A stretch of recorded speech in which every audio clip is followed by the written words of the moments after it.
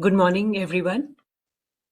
I am Shikha. I am an official from the Education Wing at Embassy of India in Washington, D.C. I welcome you all to this orientation session for Indian students in the United States. We have students from universities across the country who've joined us today.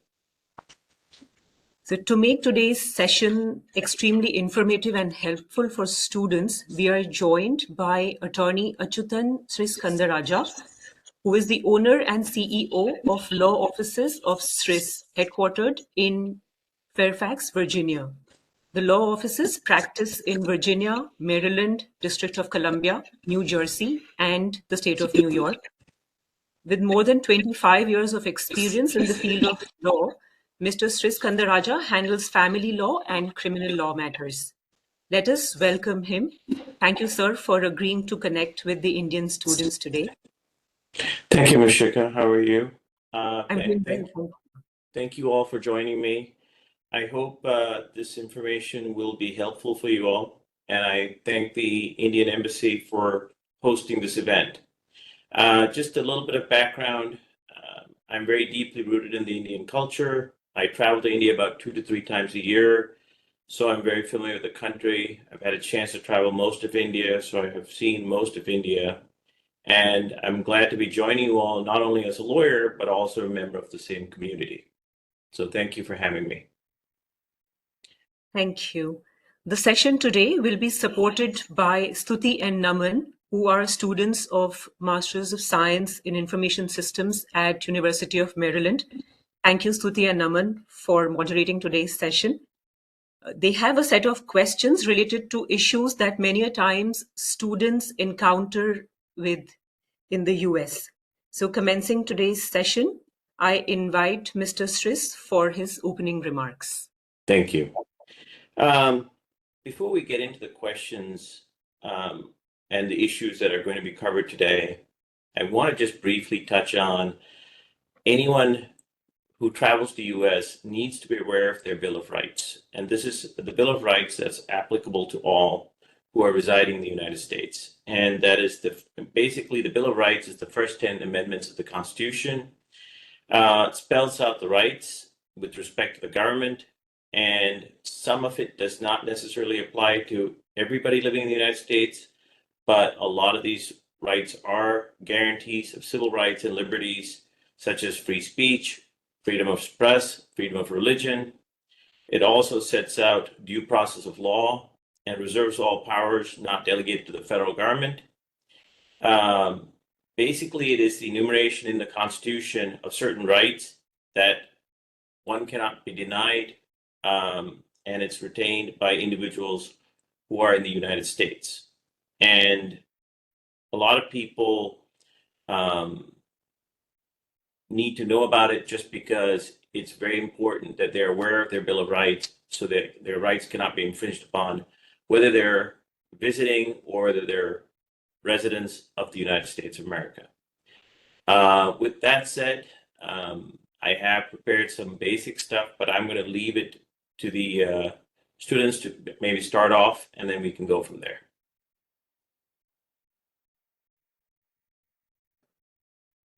Yeah, let's start with the questions. Good morning, everyone. My name is Naman, and my first question for today to Mr. Sris is that what are some of the student-related formalities with respect to the US government one should keep in mind and complete on arrival to the United States? For example, the Social Security number. Okay. So in terms of formalities, when you enter the United States as an international student, you must have with you your passport. And most of you are coming in here as students, so you will most likely be arriving here on an F1 visa. A smaller number of you may be arriving here on a J1 visa. So you must have that as well with you. You need your SAVIS form I-120 and DS-209.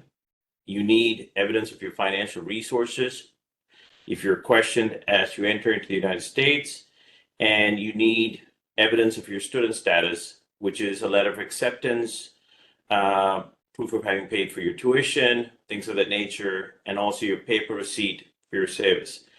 Those are the documents you will need when you come to the United States. And after you arrive at the immigration, at whichever airport you arrive in, you'll need to present a copy of your passport. You'll have to have your student visa available, which is your F1, could be an M1 or a J1, your I-94 record, and of course where you're going to be staying in the United States. You will also need to have a virtual check-in form done, and of course, when you get to your university, you will have to attend the new student orientation at your university.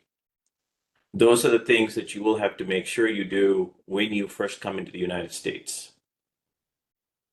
Thank you. My next question would be that what are some critical aspects to keep in mind by opening and operating a bank account in the United States? Well, of course, when you come here, you can rely to some degree on bank accounts you may have back in India, but when you do arrive here, you will want to open a bank account, and you will want to have ideally a debit card and a credit card, as we do most of our transactions electronically. Ideally, you do not want to carry, whether it is any foreign country, you don't want to carry a lot of cash with you, so you ideally want to have your debit card or your credit card with you. Until you have a social security number, you really can't get a credit card, but you are able to obtain a debit card as long as you have a bank account, and that'll be probably your best form of payment protection and ease of payment. I hope that answers your question. Yes, thank you. Hello, sir. Okay. My question is it mandatory to have health insurance? Are there any minimum requirements for health insurance? And what should students do if medical facilities do not accept a particular health insurance? So, as an international student, it is absolutely mandatory that you do have health insurance when you come into the United States. You want to have your health and immunization records with you in case there is some question from the university as to your vaccination status and your health status. Usually, when you apply as a student to come to the United States as a university, you're automatically enrolled through the student health insurance plan with the university you're with. Now, one of the benefits, of course, is they're priced better because you're a student, and you get a pretty good comprehensive coverage with it. But absolutely, you must have health insurance when you come to the United States. It'll cover things such as emergency care, hospital treatment, coverage if you fall ill, and medical procedures, necessary medical procedures to be clear, and then travel costs if you need to return home. So for all those reasons, you do want to have health insurance with you. And so what steps we should follow if someone gets injured or at the university or while traveling? When you come to the United States and you're at your university, keep in mind that most universities have on-campus clinics or some kind of healthcare services available to them. Most universities that I know of have a dedicated clinic for health services. You should sign up for this service as soon as you arrive or very shortly thereafter, because most of these universities have doctors and nurses available to help care for you if you need it urgently. You will be given checkups, diagnosis, some level of medication, and medical advice once you get signed into the campus health clinics.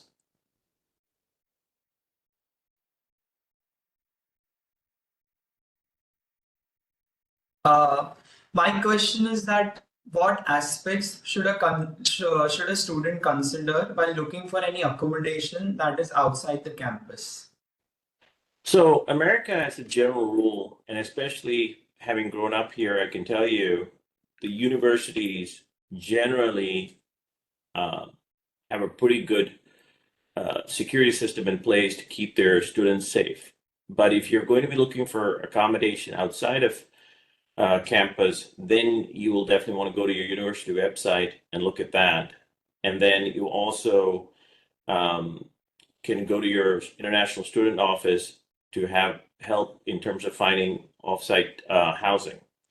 There's always, almost every university now has either a website or depending on the type of environment you're in, they even may have paper listings posted on notice boards and things of that nature to help you find offsite housing. Of course, there's online newspapers, things of that nature, a lot of rental websites that can help it. But just make sure that from a practical purpose, because having a car costs a lot of money and insurance and things of that nature, try to find housing close to the university if at all possible. Following that question, what are some of the things that students need to keep in mind while signing their rental agreement? Like, how do they resolve the rental disputes regarding their lease terms? And if someone is subleasing an apartment, which documents does the student check before moving in? Okay, that's an excellent question. So keep in mind, and we'll get into this a little bit more further down, but a lease is a contract. Okay, when you sign a lease, you don't ever lease a place on a handshake unless you are truly knowing this individual. There's no circumstance under which I would ever recommend you get into a lease on a handshake. What you want to do is make sure there's a leasing document, and they will, when you get a lease, one of the things they're going to do is they're going to do a credit check, or at least a bank statement, proof of ability to make payment on the lease. You may or may not need a co-guarantor, depending on the place you're leasing. A co-guarantor basically, which is like a co-signer, basically is liable in the event you don't make payment. I have a son at university right now, and he rented offsite housing, and I was the co-signer for him because, of course, he doesn't have sufficient credit or resources necessarily in case something goes wrong, so they wanted a co-signer. You can always remember that there are different ways you can get a guarantor or co-signer. It could be potentially a family member. It could be a family member in the United States, maybe a family member abroad. Maybe the university can help you with that. You also want to have proof of letter of enrollment from your school so that you could show your landlord that you're here in the United States for academic purposes. Now, keeping in mind that because it is a contract, you must read the contract super carefully. It's a legally binding document. Read all the rental terms. Don't make any mistakes on not reading it. Don't assume it's a form document that you can just sign and not worry about it. Sometimes you may have the misfortune of running into an unscrupulous landlord. They may put in some kind of terms that are very hard to meet, and you don't want to fall prey for that. And so you must read the document. There's even the ability, if you look around, you may find some type of free legal aid. If you can't understand the lease, that may help you better understand the lease. Depending on where you are, you may have that option as well. If you have anything, keep in mind, again, a contract is a negotiated document. So if you have problems or concerns about it, discuss it with your landlord. Don't just sign it just saying this is my only option. Make sure you get a copy of the lease as soon as you sign it and the landlord signs it, and keep it safe, because in the event there's any kind of dispute, that is going to be the binding document that determines what your rights are and what are the rights of the landlord. Okay? And, you know, if you end up in an unfortunate situation where you do have a dispute and you do have to go to court, that's when you may want to consult a lawyer.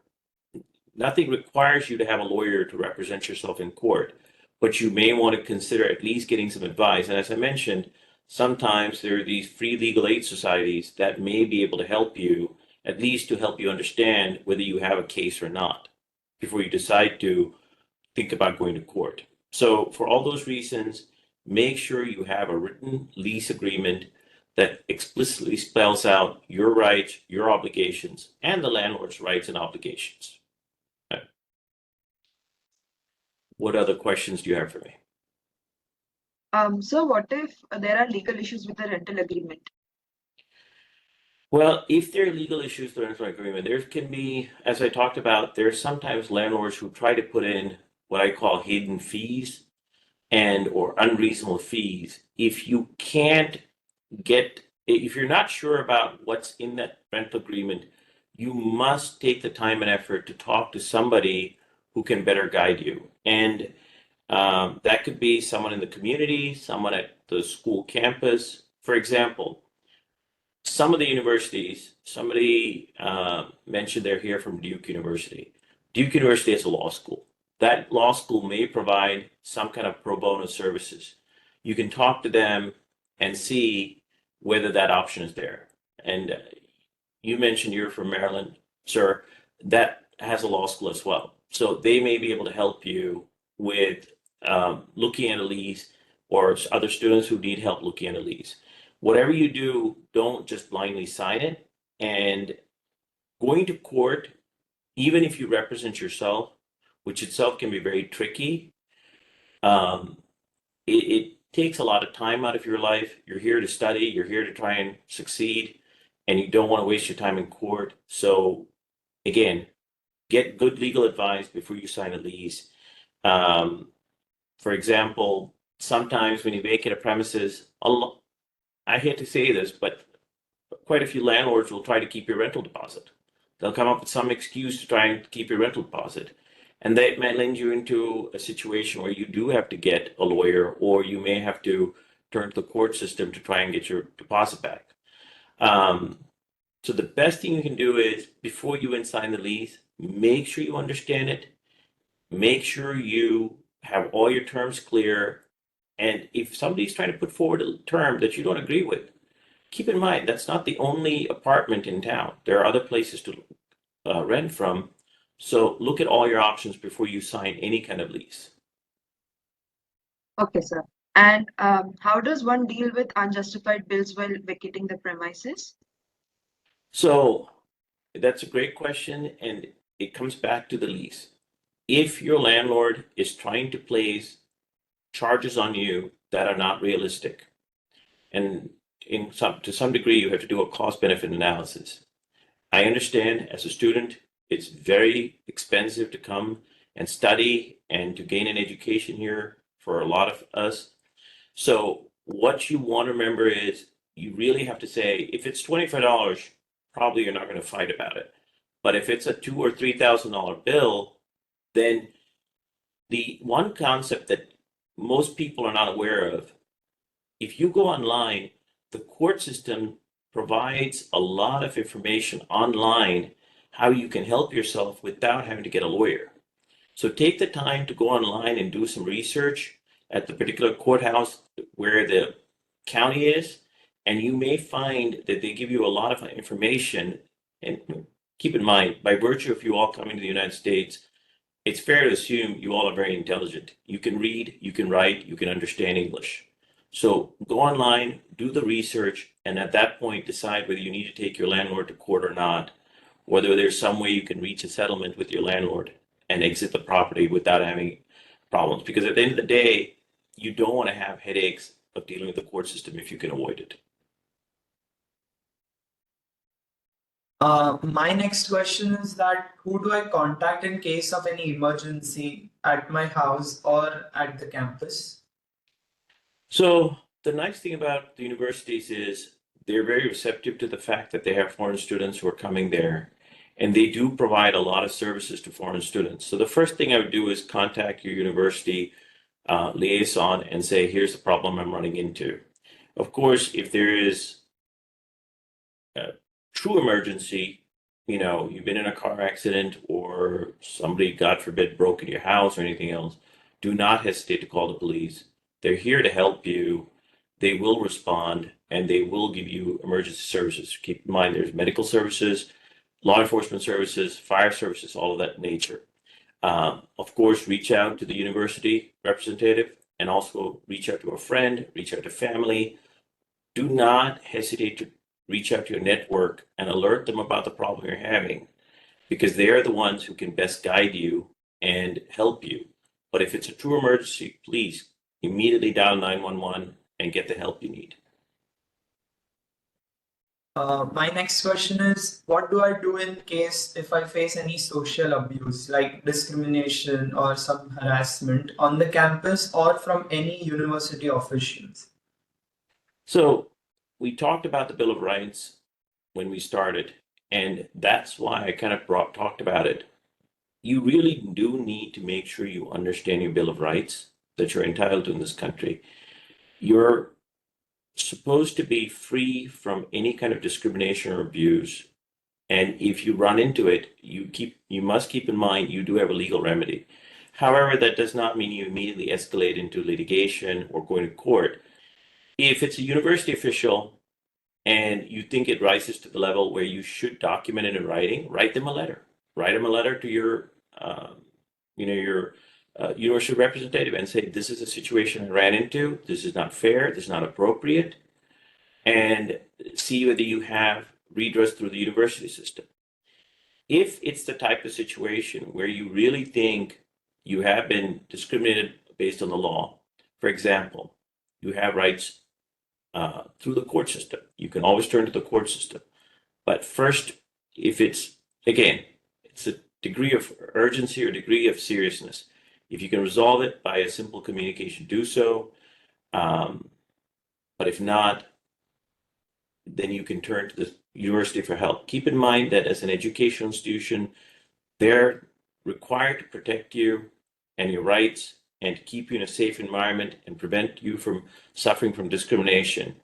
And that is something you have as an automatic right. So turn to that system if you really can't just resolve it through an amicable conversation.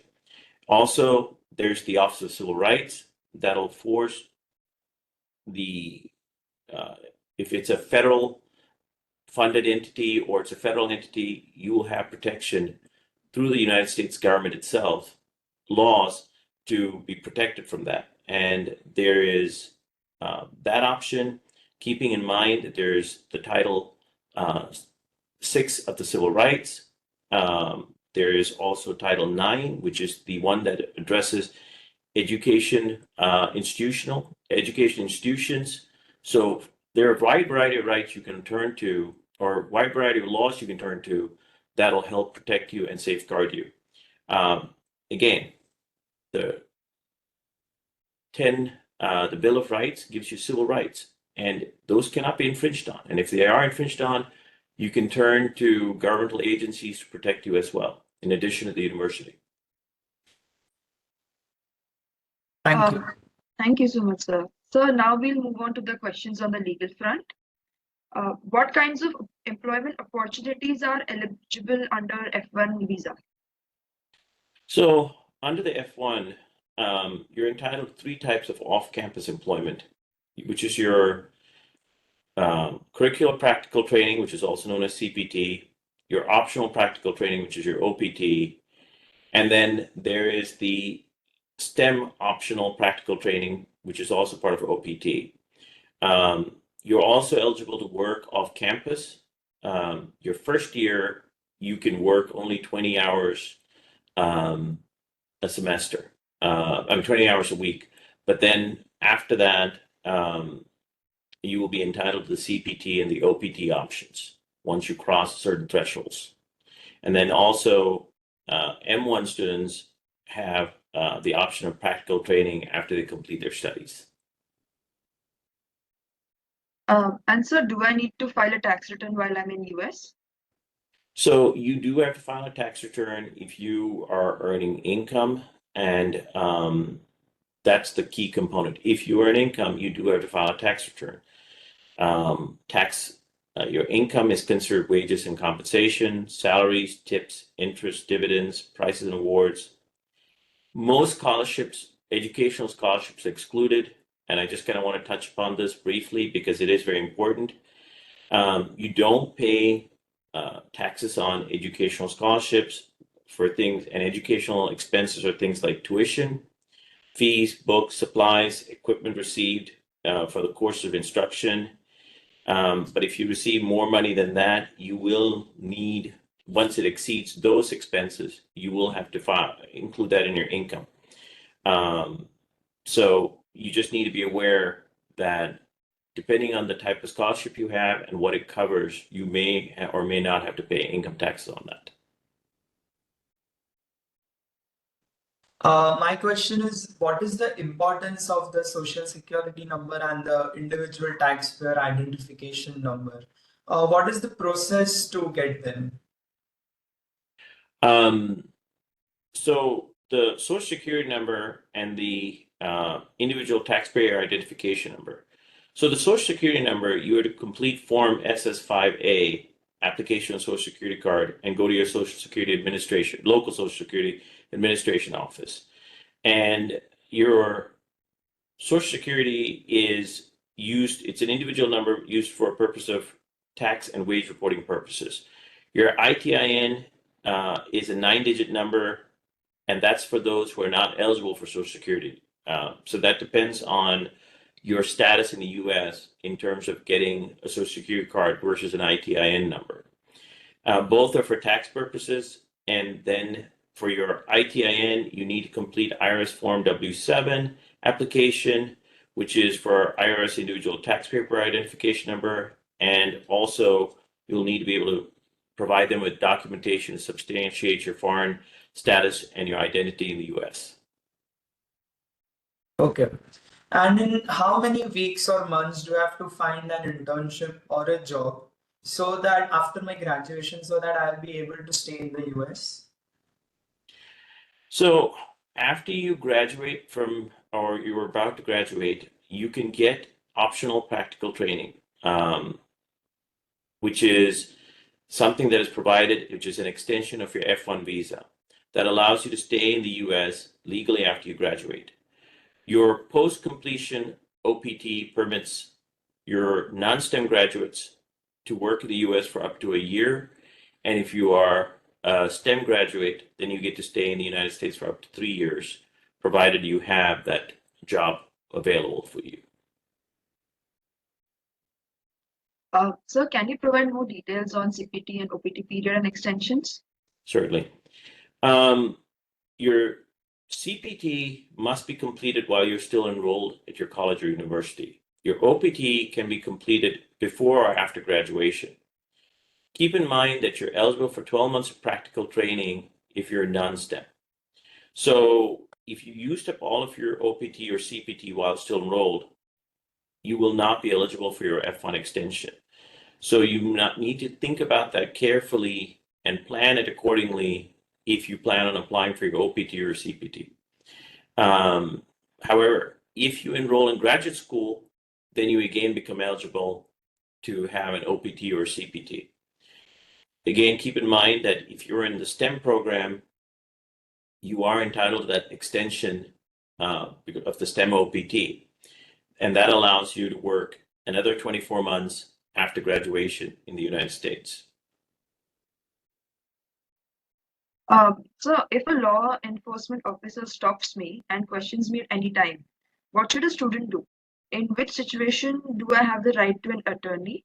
And what legal recourse does a student have if he or she gets arrested by law enforcement agencies? Okay, that's an excellent question. And this is something you would be surprised that even U.S. citizens are not aware of. If a police officer walks up to you and tells you, I want to talk to you, you have the absolute right to, believe it or not even engage that police officer and just walk away from that police officer. Now, if a police officer gives you a lawful command of stop or something else, then you do have to obey and you have to stop. Keeping in mind, now we are entering into the situation of your Fourth Amendment, your Fifth Amendment, and your Sixth Amendment rights in the United States. Also, don't forget, as a foreign student, you have access to your embassy. That is one of the most valuable things that the embassy provides, and you must make sure you avail yourself to that benefit because you have that right as a foreign student. Okay. Most important, take down the information when you are able to. Keep in mind, if you're stopped by a police officer, don't make any sudden movements that can escalate a situation. But try to remember the name of the police officer who stopped you and the county and the division, whether it is, for example, it's a state trooper in North Carolina. Get there, make sure you note their information down. And then if you have a complaint about it, how they treated you, you always have the right to complain to their supervisors. I hope that answers your question. Sir, what are the rules for driving for an international student? In terms of driving in the United States, if you don't have a license from your designated country, or you don't have a license at all, then you need to apply for a provisional license, take a driving test, and apply for a full license upon passing. If you do have an international driving permit, first of all, it has to come from your home country. And second, when you come abroad, if you're eligible to obtain a local driving license, you really should do that. It'll save you a lot of headaches in case you're stopped. It's really important that you're aware of the sociocultural norms of the United States. It's certainly in some ways different from from India, and so you want to make sure you try to adjust and live within that framework. Right or wrong, that's just the reality. And you need to be aware of the societal norms, how language is used in America, what type of language is appropriate. For example, there are sometimes terms used in India that may not be acceptable in America. Likewise, there are terms used in America that are not acceptable in India. And depending on your situation, you need to know what are the societal norms and proceed accordingly. Otherwise, you will create a situation that can become very problematic for you all. I hope that answered your question, ma'am. Yes, thank you. As we move towards the end of the orientation session, Mr. Stris, would you like to elaborate on a few important points of awareness of socio-cultural norms of the country, student registration on the embassy or consulate website, and the way students could deal with any scams in the US? Absolutely. So, just by way of background, I came here when I was 10 years old, and the United States, if you're coming from India, can be a very, very alien place. People deal with things here differently than the way we deal with things back home. And you need to be able to recognize that the most basic thing to do is when you first arrive, try to, I wouldn't say limit your social interactions, but try to be in a situation where you get to observe how others are behaving. Try to have a strong network of friends. And a lot of you probably have families here.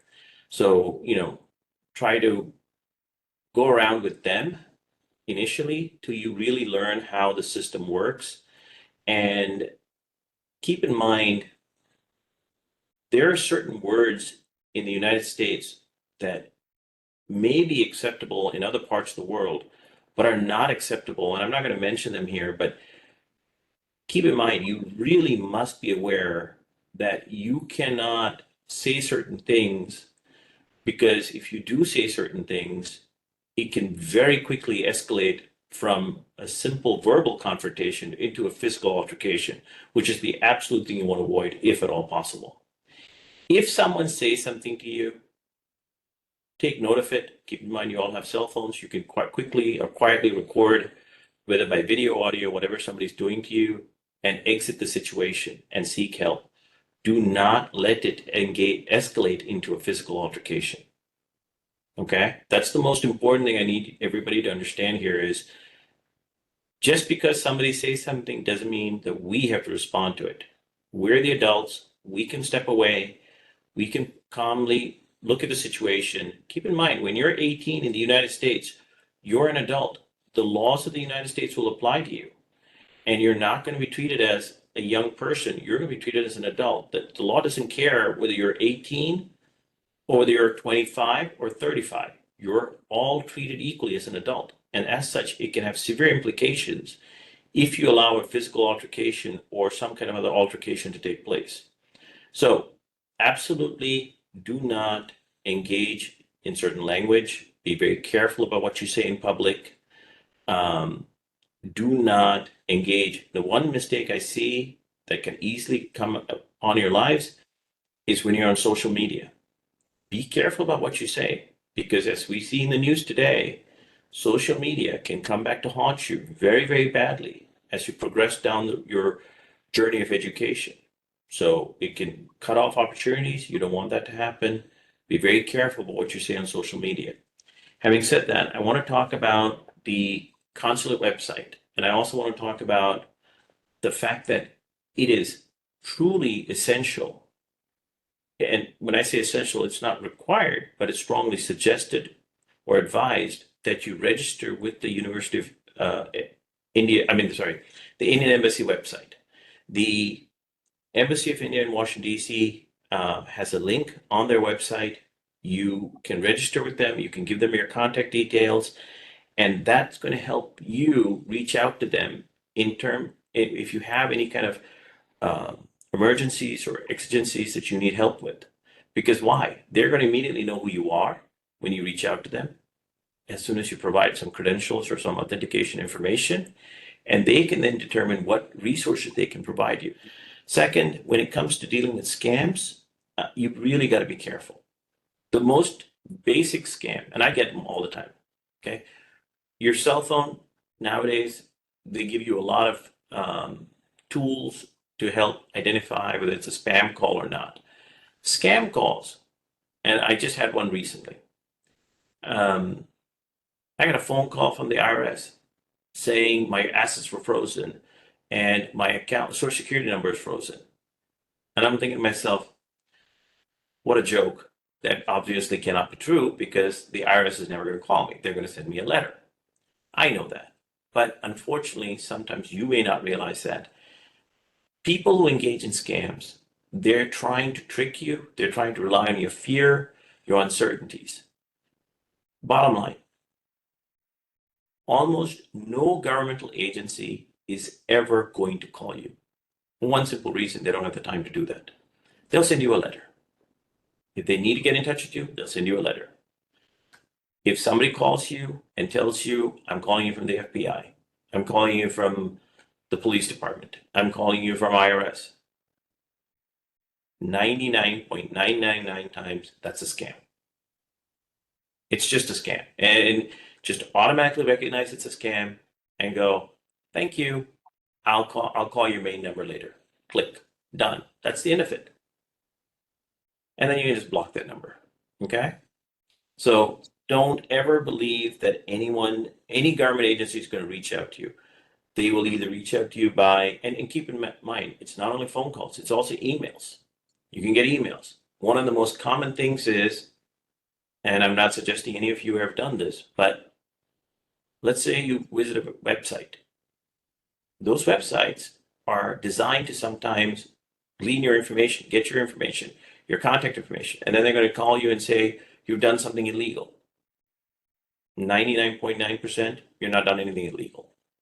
Don't worry about it. I get calls from clients sometimes saying, so-and-so is saying I've done this wrong. No, you didn't do anything wrong at all. Okay? If law enforcement wants to reach out to you, let them reach out to you. If they want to approach you in person. I've even seen a scam where people show up at your front door acting as police, telling you that you have done something wrong. Again, exercise your right to an attorney. Don't get scared. No one can drag you off to jail unless they've observed you break the law or you've done something really serious. So if anyone accuses you of a crime, stop talking, say I want a lawyer, get a lawyer, and let your lawyer deal with it. Okay? That's the easiest way to avoid scams. Now, as all of you come from good families, okay? keep in mind what your parents taught you. Do unto others as you would have them do unto you. Okay? So don't be rude to people. Don't be obnoxious to people. First, learn how to get situated here, get an idea as to where everything is. You got to make sure you are aware of what is the general societal conduct, mannerisms. Also, talk to the university has counselors. Talk to them. If you're not sure about something, go talk to them and ask them, hey, I'm thinking of doing this. Is that okay? Is that going to be a problem? And they'll guide you. But the most simple thing you can do is to be careful about language you use, whether it is in public, whether it's on social media. Be very, very careful with that. Every one of you is intelligent. Use your good judgment and be careful about how you interact with people. Okay? I wanted to cover one other topic that I neglected to mention is when you come to the United States, you will have to have a visa, and you must be willing and able to present that visa. And if you don't have it, they can deny you admission. Even if you have it, they can deny you admission. Again, if that were to be a situation, make sure when you approach Border Patrol, Homeland Security, at customs, at immigration, approach them politely, just give them the documentation they need, and don't over-volunteer information. What questions do any of you have that I can hopefully try to answer and help you all gain a better understanding? Do we have any more questions here? Okay, so thank you, Mr. Sris, for throwing light on important aspects that students stumble upon during their stay here. Thank you, everyone, for joining in. And we hope the issues deliberated upon will be useful to everyone. And we wish you all the very best and have a lovely weekend. Thank you. Thank you so much. Thank you all for joining me. I really enjoyed this, and I hope you all have a very successful educational journey as long as you're in the United States. Thank you all. Bye-bye. Thank you. Thank Bye. you so much. Bye, all. Thank you so much. Welcome. Thank you. Bye-bye.